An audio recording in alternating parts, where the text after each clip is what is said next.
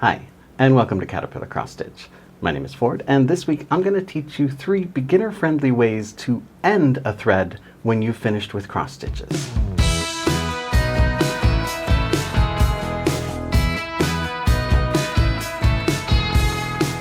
If you're new here, make sure that you subscribe to the channel so you don't miss any of our weekly instructional videos, and go and find the other parts of the Caterpillar Cross Stitch community, like the Facebook group and the Instagram, where there are tens of thousands of helpful stitchers, and hit the link down there in the description, or the one I will pin in the first comment, to sign up for the newsletter. You'll instantly get 10 free PDF cross stitch patterns worth £60. That's like 75 bucks right now.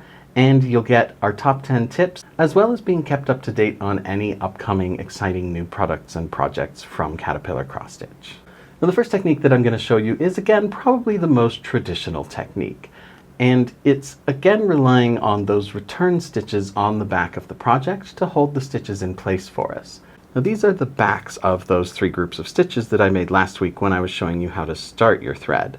And I've got the tail sticking off of them here. So when you start getting close to the end of your thread, like you've got a short piece left here, or when you're done with that particular color or in that particular area, all you want to do is take your needle, hold it flush to the surface of the fabric, and slide it under a handful of stitches. It doesn't need to be too many, just even 3 or 4 is usually sufficient. Try to get it close to the surface of the fabric, so as much of those return stitches as possible is holding that thread there. And then just pull the needle through.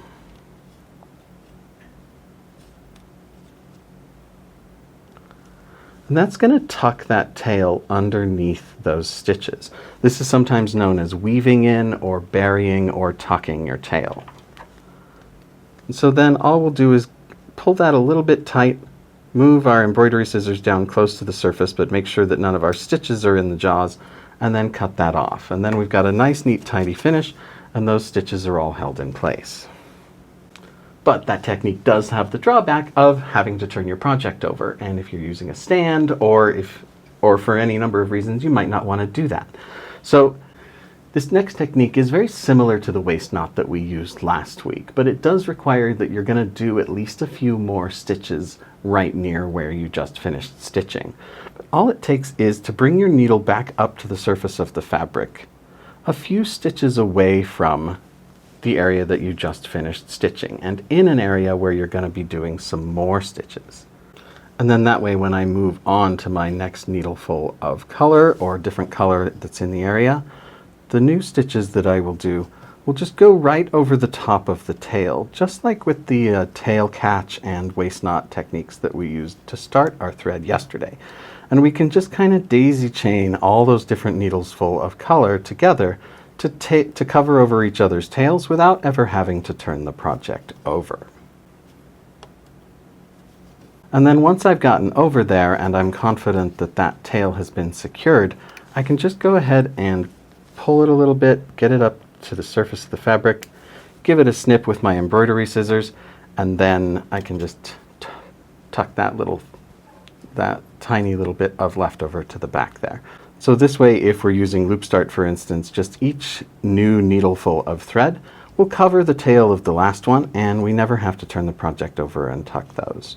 Until we get to the last one, when we will need to find some other means of securing the thread. And this last technique is a little bit more advanced, but again, it's the one that gives you the neatest finish on the back. So I'm going to show it to you anyway. It's called a pin stitch. The pin stitch works by exploiting one of the characteristics of the fabric itself, the Aida that we work with. If you look very closely at the Aida, you can see that we've got an internal weave structure to the Aida. And each one is either vertical or horizontal on its top layer of the weave.